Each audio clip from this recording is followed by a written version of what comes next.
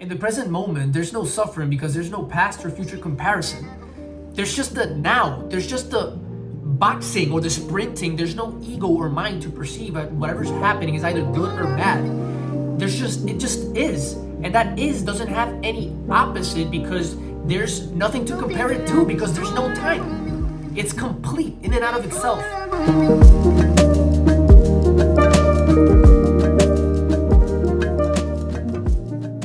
How's it going, guys? I read The Power of Now by Eckhart Tolle, and these are my biggest takeaways. I hope you enjoy it. Starting with the biggest of them all is the fact that you are not your mind. Your mind is a tool that you use to think, but never think that you are just that's the real you. This book points out that there's this higher consciousness that lives inside all of us, and deep down, you know that this is true, or at least I've always known that this is true. There's this deeper, higher consciousness inside of us, and the book really helps you understand why it's so important for us to operate from this deeper self. And the reason is that the mind, or at least in my case, my mind, is by far the biggest obstacle to me being able to live in the present, right? I mean, the nonstop planning and desires and intrusive thoughts, this is what mostly impedes me from being able to appreciate the now. And we all know, whether we'd like to admit it to ourselves or not, that the now is where we want to be. I mean, of course, there are times where we need a plan, and there are times where we need to reflect from the past to learn, but we can all agree that the now, the present moment, is basically where you want to spend 95% of your time. After all, life is a series of present moments. There is never a moment in your life that is not and that has not been spent in the now, nor will there ever will be. Therefore, the question is, well, how do I access the now? And here's why constantly recognizing that you are not your mind is so important. You know the saying of you're in your head, bro. That means that you've lost touch with your deeper self, and now you have become identified with your mind. And when you become identified with your mind, you're no longer the real you. You've lost access to that part of you. Now you're your ego, the worst part of you, the part that can get consumed by desires, thoughts, and emotions, from everything that distracts you, essentially from paying attention to the only thing that is real, which is the present moment. And so even though you can force yourself into being present, the way that the book teaches you how to gain access to the present moment, and how I've personally been able to achieve presentness throughout the years, is by learning how to disidentify with the mind by watching it. By watching it, I mean taking the time to observe the thoughts that I have in my mind, kind of like from this third person POV. I won't try to engage the thought or try to understand it, I'll just simply try to observe it without any sort of judgment whatsoever. And the thoughts and feelings, they'll still be there. I'll probably even still feel them. But all the difference in the world is that now I am watching them as my deeper self. Before, I was identified with my mind. I was in my head, or better put, I was my head in a way. So I was easily consumed by my thoughts, emotions, and desires. But because now I've taken this observer role, I've created a separation between me and my thoughts. Therefore, I am now no longer vulnerable to their attachment. And now that I'm no longer identified with my mind, I lose the ability to become angry or anxious or jealous. I still notice the feelings of angriness and anxiety and jealousy, but I don't become the feeling. If you feel angry, instead of feeling angry, of being identified with your mind, if you're able to just watch the feeling, that's key. As soon as you watch the feeling, you're implying and creating a separation, and only then, when you're watching the feeling, is when you're operating from your deeper self. You notice how the strong emotion moves across the body and how it makes you feel, but you still remain present. You don't run away from it. Eventually, it becomes acceptance. And once it becomes acceptance, then things start to gradually become quieter and calmer. What used to be so noisy is just now, slowly fading. Your mind starts to shut off. In other words, finally, now you are stepping into what is the present. And the funny thing is that you don't even realize whenever you are stepping into the present, You only realize once you step out of the present, because that's when your mind turns back on again. For that split second that your mind was off, that was you being in the present, and that's what you want. To be completely in something so much that you forget to think. Think of when you're boxing or surfing or doing whatever type of activity where you're super concentrated. You're not thinking, you're just being, flowing. And actually, I misspoke. It's not like in the present moment, you don't have the ability to think. It's not that your mind is gonna turn off. This is one of the things that I kind of had to wrap my head around. What happens is that when you enter the present moment, your mind is now completely in sync with your full body and what's going on around it. And so 100% of its attention is now outside of itself. Therefore, it doesn't even have the capacity to notice itself.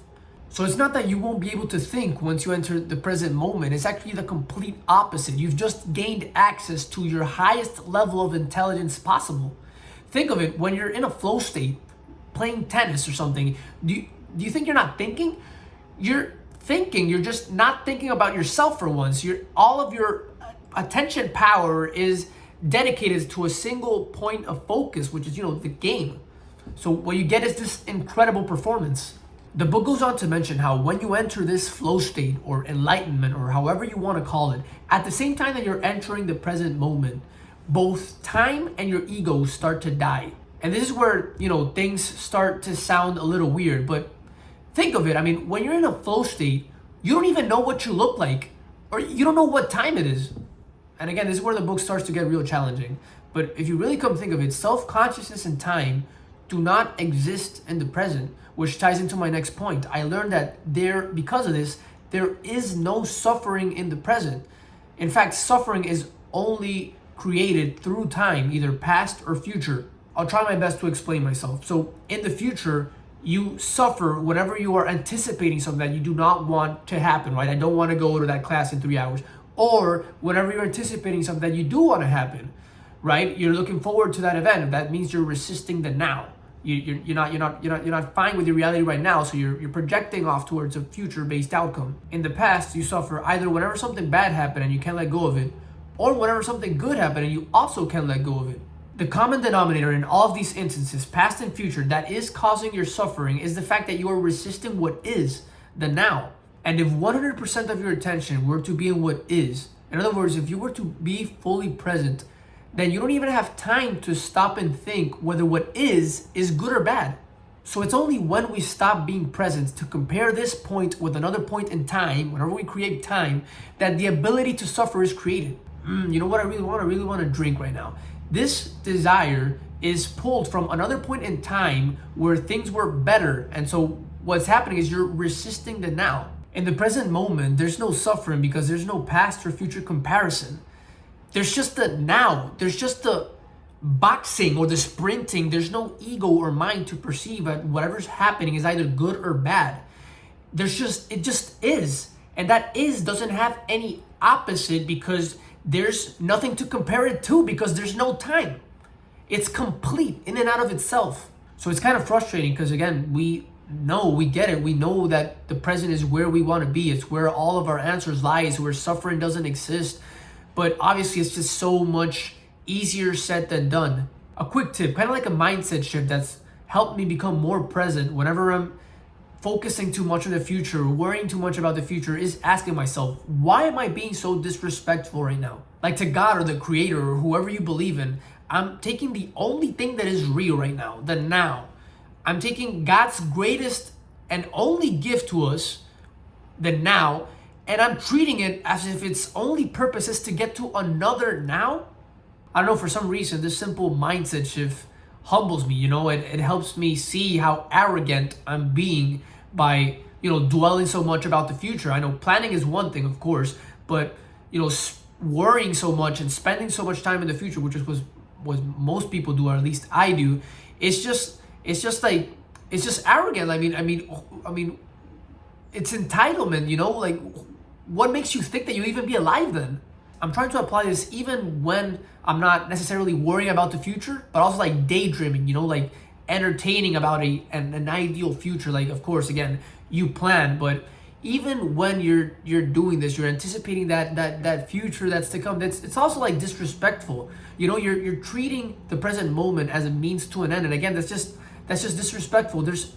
You're just being entertained by an illusion. At the end of the day, there's nothing that'll be better than what is. The only thing that is real, the now. One final but very important takeaway is that our past does not define us. And what I mean by this is that for the past couple of years, I have always believed that those unresolved negative feelings that I carry from my past have to be processed in order for them to not be a distraction in the present, right? It's like my method of achieving presentness has always been through working and working on my past, so that eventually my thoughts, emotions, whatever, it fades, it calms down, and I'm able to be, present. Yes, there is value in understanding yourself and your unprocessed feelings. I'm convinced that this just makes it easier for you to access the present because you don't have so much, unresolved conflict.